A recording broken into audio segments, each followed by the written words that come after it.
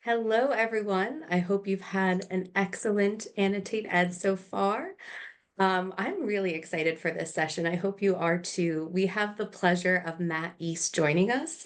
He's the Higher Education Director at Perlego.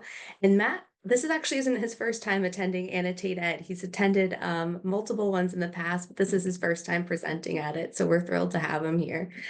He brings a really deep insight into the intersection of ed tech and content accessibility. And he's really helping shape how learners around the world discover and engage with digital resources. So we're super thrilled to have him here today. He's going to share Perlego's perspective on trends they're seeing in digital learning and reading. And I think you guys are going to have new takeaways today. So, Matt, I'll kick it over to you. Thank you for being here with us. We're so excited. Thank you very much for having me.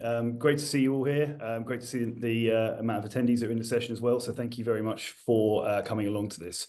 So as Cara said, my name is Matt. I am Director of Higher Education over at Perlego. A bit of background on me. I've worked in higher ed for about 20 years now. I'm surprised to say at this stage. My background is actually in academic research. I've really focused on social annotation and digital reading practice, and some of the points I'm going to touch on today are going to sort of dip into some of the research that I've worked on over the years around trends in digital education and digital reading and that kind of thing. So I'm going to cover a few different points today, but really just starting with some of the challenges that we're facing in the space around affordability and student engagement with reading, the impact that artificial intelligence has had on higher education more broadly, but also on student engagement with reading and discoverability. Some of the observations that we've had from within Perlego on how students are actually interacting through different modalities with text, and then open up for some questions in the final section, really. So I'm conscious that many of you may not have heard of Perlego, so I wanted to give a bit of background here. So we're a company based out of the UK, but we've actually got around 500,000 students who are directly paying for access to Perlego in the US college sector alone at the moment. Essentially, we're an unlimited access model, which provides students with access to over 1 million academic texts for one single subscription every month, around $20.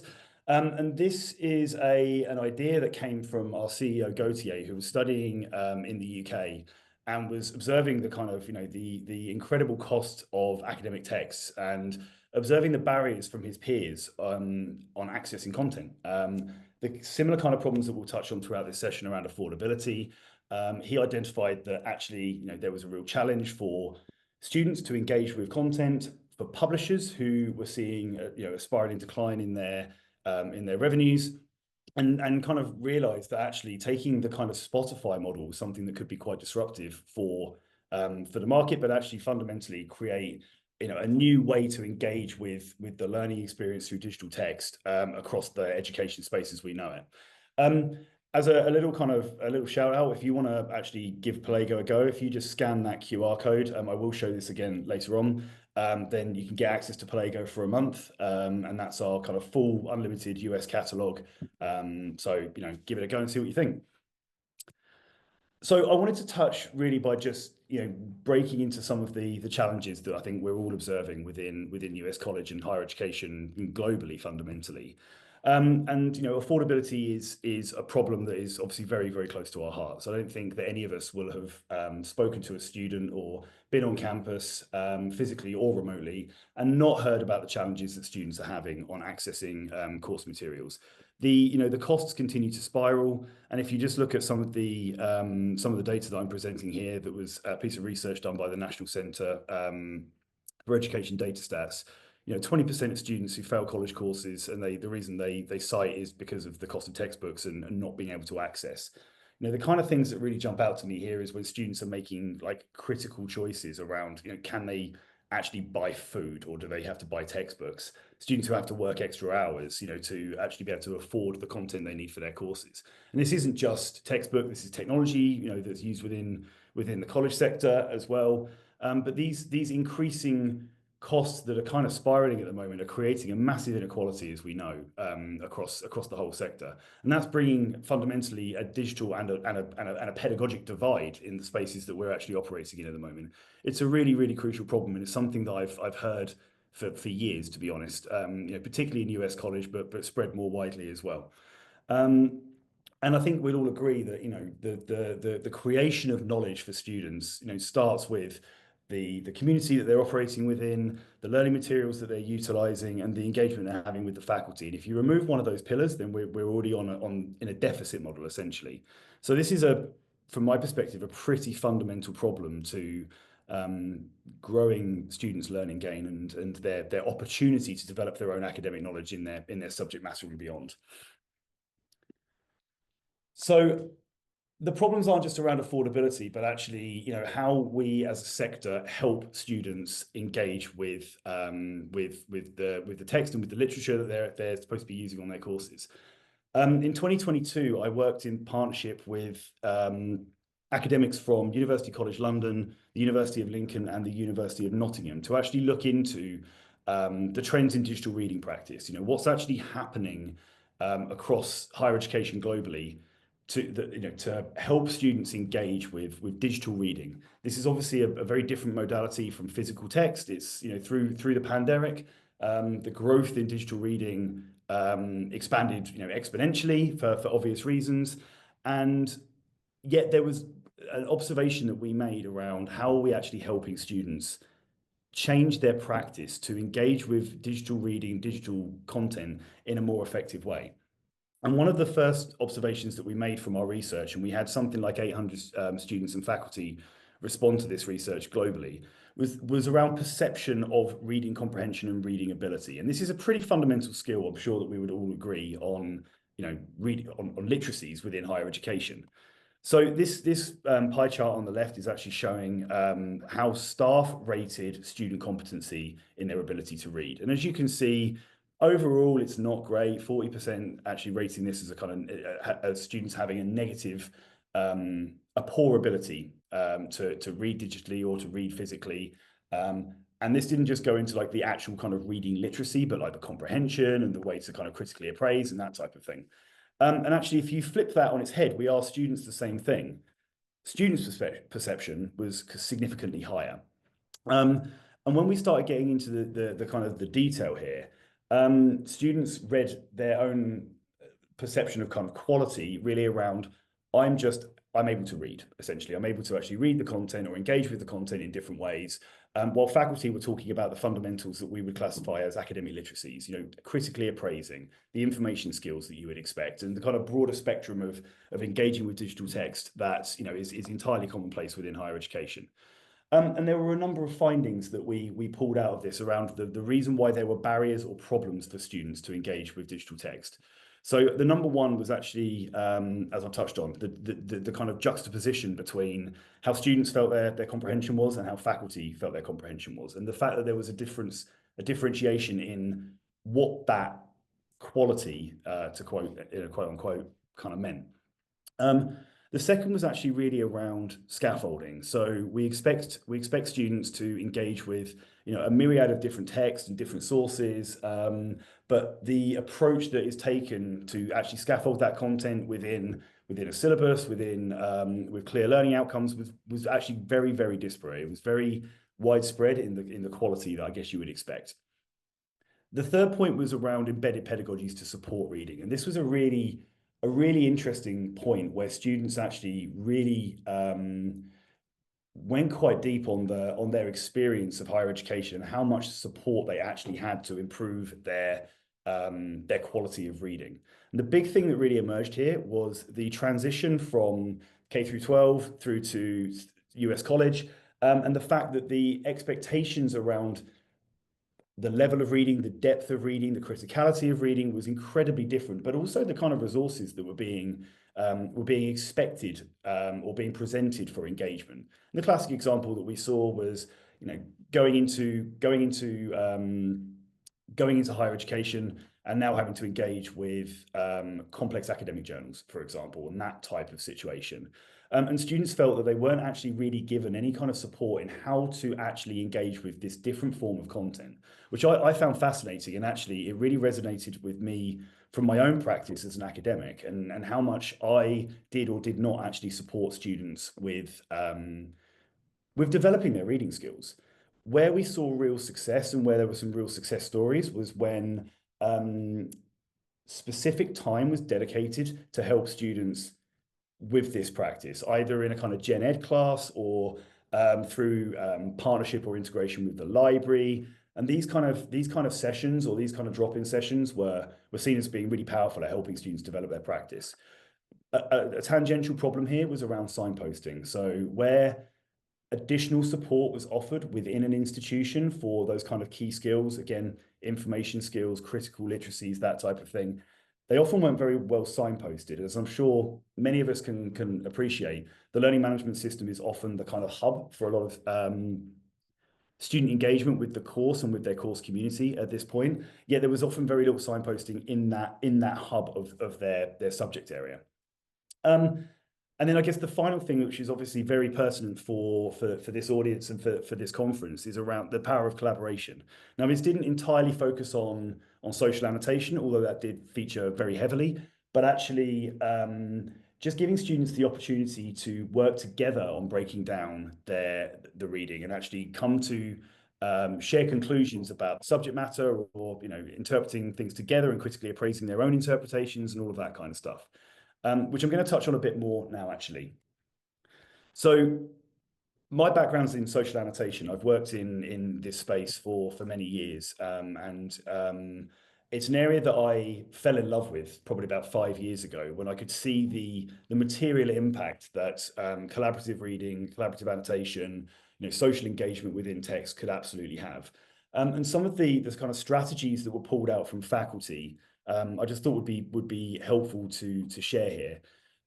So number one being jigsaw reading, literally getting students to break down content and focus on kind of specific sections independently, and then come together to kind of piece that knowledge and understanding together to create a shared understanding of the content and the subject matter, and that opportunity to kind of to collaborate on the shared interpretation and actually spin around within a learning community as well. So taking a section, coming together, then reading a different section, then doing it again, was seen as really helpful because students were reporting they could see a different perspective by talking to their peers on the subject matter. Annotate the syllabus for me is one of my favorite topics, and it's the thing that really got me into the hypothesis community and social annotation more broadly. In the work that Remy Kalir has published in this area, for me, is still one of those pieces of practice that I constantly recommend. And it doesn't have to be, in hypothesis. There's many different tools that you could use for this space. You don't even have to use tools. You could just do it on a bit of paper. But getting students to actually really break down their understanding of the syllabus, what's expected, the requirements, all of that kind of stuff can be a very, very powerful tool for helping students get to the absolute root cause of what they've got to do. And the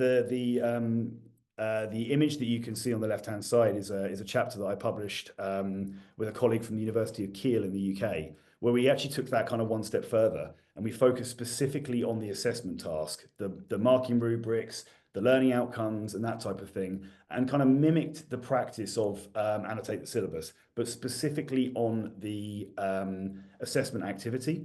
A thing that I took from that, which was really powerful for me, was actually getting students to annotate socially previous student submissions as well. And I must say, if you haven't done this, I highly recommend it. Students were pretty brutal actually in their feedback, and when you provided them with the learning outcomes and the marking criteria and things like that, it was really fascinating for me to observe on multiple courses at multiple levels across multiple subject areas, the kind of light bulb moment where students really just got it. They could really see exactly what the root of the assignment was and what they kind of needed to do themselves to improve their own grades and improve their own learning.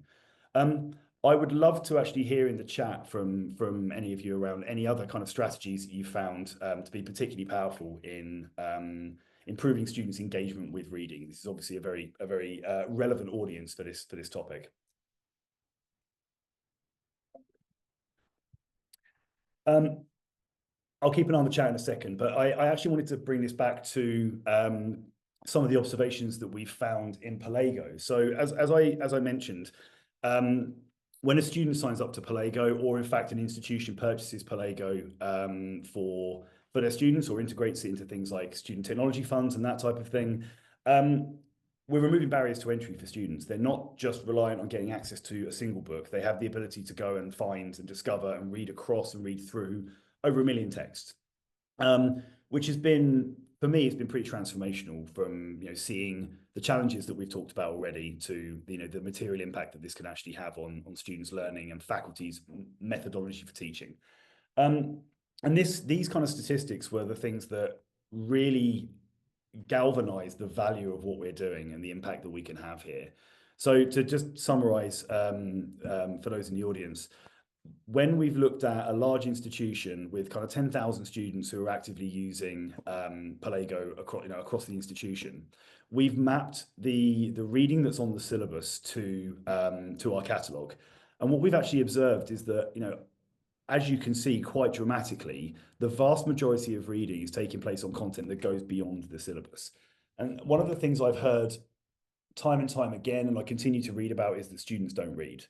And seeing statistics like this has really made me think, is it actually that students don't want to read, or students don't have the capability to read, or they don't have the knowledge and understanding around those core literacies that they need? Or actually is that there is a fundamental barrier to entry for students to engage with reading practice? Because stats like this, they kind of speak very, very loudly from my perspective. And again, referring back to some of the research that I mentioned earlier from the QAA project that we facilitated, when talking to students about the barriers that they found to engaging with text that was required on their course, the top 3 kind of situations that occurred, and this is just kind of post-COVID, so still in a world where students may not have been comfortable traveling to campus, or they've changed the institution they're studying at to be kind of closer or further away from home. The number one thing that emerged was the reliance on the physical library. Whilst institutions had a vast array of content available for further research, actually a lot of that was still really focused on physical presence within the library, and that just wasn't accessible to many students. And the acquisition or the access to digital content was just not necessarily there or accessible for many of them. Obviously, affordability becomes a key piece there. And, as we've touched on already, students actually prioritizing their spend in different ways for their own personal welfare and that kind of thing. And additional lifestyle factors, that covered everything from actually students had to commute to campus, for example. So, having to drive 4 hours to a campus meant they couldn't read. Those kind of situations. So I'm sure that this is probably a conversation that is going on at a lot of your institutions quite lively right now. But AI has obviously had a huge impact on everything that we do within higher education, continues to, and the genie is well and truly outside of the bottle now. So OpenAI actually did some research themselves into what are people using AI for? What are students using AI for? And you can see on the screen, summarizing text, starting papers and projects, brainstorming and kind of bouncing ideas with the large language model, improving their writing and exploring different topics. Now, I don't think that I need to say to any of you that there are a number of concerns that exist within higher education. And again, I would love to hear from you about from the perspective of a faculty, the main concerns that you have around the adoption and the proliferation of artificial intelligence within higher ed. This is a piece of research from AAC&U. They surveyed around 200 institutional leaders to look into what are their biggest kind of concerns, not even concerns, but just the perception of impact of AI in the learning space and in the classroom. And pretty overwhelmingly, the biggest concern is around academic integrity. And I'm sure that many of you are facing the situation where students are now facing poor academic practice, plagiarism and collusion, and other areas of poor practice because they've leveraged AI in improper ways, or they've not cited properly, or they've actually just not created their own work. And I think one of the things we've certainly observed in the UK, but I'm also seeing in the US as well, is the kind of root cause on this is not just the gap in AI literacies and how that is being presented within institutions, but actually the fact that these tools hallucinate. These tools are are scouring the web for the information, and the web is full of lies, fundamentally. And this is a real concern, particularly when these tools are widespread, they're proliferating, but they're fundamentally being trained on information that can't be verified. Now, we recognized as a company that actually there was a real opportunity for us with our million academic texts to do good rather than evil. And actually, we kind of had a duty of care to help improve this space. So before we actually launched into any development of anything AI, we actually looked really hard at our own principles and how we wanted to operate. And you can see on the screen, we kind of categorize this into 4 things. Support rather than place. So we don't seek to remove learning gain. We just seek to actually help students find their way to the most relevant content. Collaboration and trust. We build these platforms. We build our artificial intelligence tools in partnership with institutions. So faculty and administrators have a direct impact on the way that we shape our tools and how far we support students. Mitigate against bias. We work really hard to prevent bias through the AI in Perlego, and privacy is a standard. We're making sure that we absolutely prioritize the intellectual property of the publishers that we work with, and we work with over 2,000 now, so it's a pretty broad catalogue.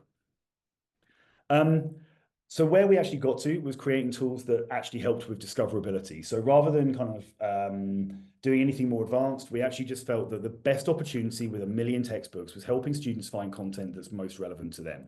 And we did this in 2 different ways. One was Smart Search, which is where we actually help students to go through the whole catalogue and find the key books and the key passages that were related to their search term, their semantic search term. And then taking that a step further, we developed what's called a research assistant, which helped students essentially start their research journey. If they had a research question they didn't have the answer to, giving them essentially a very short kind of summary of what we can deduce from the 1 million textbooks that we have across the platform. And actually, what's been really exciting for me is seeing how many students then go beyond the summary, the high level summary, and actually go on to reading additional text. As you can see from the stat on the top right, 38.8% of students then go on to open and read a book. And actually the stats kind of talk more for themselves if I take that a little step further. So we launched this feature back in January last year, and from the point where, in March last year. And from the point where we actually launched this feature, we saw that those students who engaged with AI Researcher actually ended up reading 3 more books than students who didn't engage with that. So we saw a material change in the volume of content that students were actually engaging with. But what we also have observed is that, and this goes back to the research I touched on earlier, students aren't just engaging with reading in the kind of traditional format. We're now leveraging different modalities and different forms of content augmentation to help students engage with text in different ways. And I guess the first thing and the most valuable point to touch on at the moment is how students are now engaging with audio. So many of the tools that you'll be using already in a digital space will have some kind of text-to-speech feature. And we took that one step further, and we actually launched this into the app that we have as well. There's a mobile app on Android and iOS that many students use as their primary mechanism to engage with text now. And the thing that really kind of jumped out to me here was just the significant expansion that we saw of students engaging with text in audio format from the point of release. And the stats on the screen, can speak for themselves really. But the area that I think really kind of resonated with me was why students were doing this. When we dived into the data, we speak to anything between 2,000 and 3,000 students every year at the moment. We got a huge amount of feedback that was highlighting that students were engaging with text-to-speech or utilizing Read Aloud in the app when they were doing tasks that would otherwise stop them from engaging with academic content. So, for example, reading the dog, commuting to campus, even washing the dishes, which I just found fascinating, actually. And one of the challenges that we all see, I think, is being time poor. So if there's anything that we can do to help students actually engage with content in a more accessible and inclusive way, then that is absolutely worth doing. But obviously, more importantly than that, it's not just around the kind of digestion of the subject matter, but actually how we can help students like synthesize that content. And over the last 2 to 3 years, we've been focusing quite extensively on, helping students actually discover more content based on not just their areas of interest, but actually what their peers are reading. So we've done a load of work around helping students find co-assigned reading, those books that similar readers are reading based on the subject matter they're studying, but also the books they've already opened. So actually making this a really adaptive learning experience.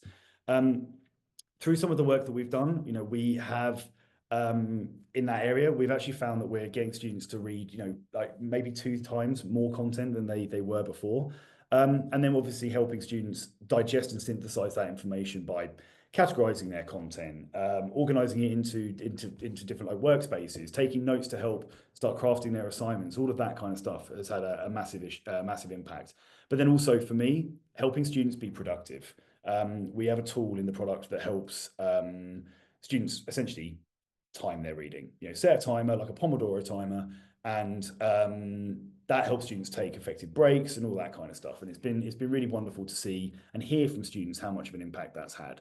But hey, look, I appreciate this is a webinar talking about the research we've done and some of the features that we're building that are pretty valuable for students. And that's all well and good me saying that, but actually something that I'm really proud of is when you look at verified feedback from faculty and also from students. So don't just take my word on this. You can look at again, scan the QR code and you can see directly what our users are actually saying at the moment. As an academic myself, one of the challenges that I've really found is getting students to read around the subject matter. And hearing faculty actually talk about how this fundamentally changes their practice in course design and syllabus development and that type of thing, because they're not reliant on just a single book. They can take a passage from multiple books, and they're not bound by a single textbook or a single publisher or anything like that. And I'm sure many of you will agree that when you remove those barriers, actually something pretty wonderful can happen from a teaching, learning, and assessment perspective. So look, I'm not gonna talk any more on this, but I hope that some of the points that I've touched on today you found interesting. Again, I've talked a lot, but actually the best way for you to kind of experience this yourself is to have a go. So scan the QR code there, and you get access for 30 days for free.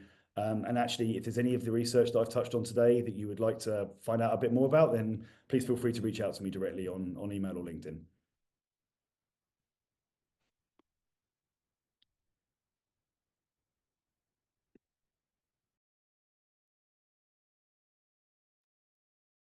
Cool. If there's no, oh, Karen, yeah, please go ahead. Hang on one sec. Karen, I've just enabled your microphone.